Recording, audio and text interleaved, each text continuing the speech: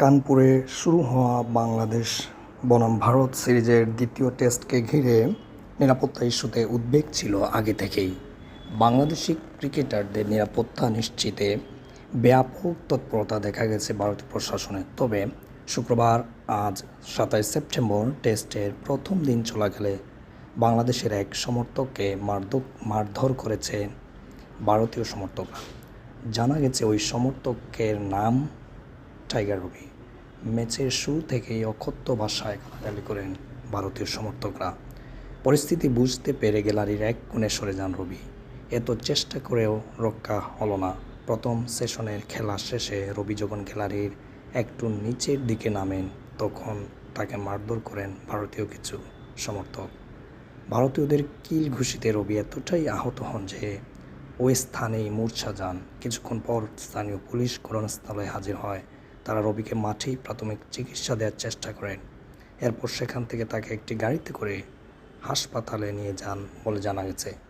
So viewers, আপনারা কী মনে করতেছেন এই ব্যাপারটা নিয়ে? ভারতীয় সমর্থকরা আসলে কতটা উগ্রবাদী সেটা তারা প্রমাণ করে দিল, এবং তারা যে বাংলাদেশকে মুঠেই পছন্দ করে না এবং বাংলাদেশের সাথে যে তারা শত্রুতা এবং বৈরিতা তারা মনে প্রাণে বিশ্বাস করে সেটা তারা বুঝিয়ে দিল।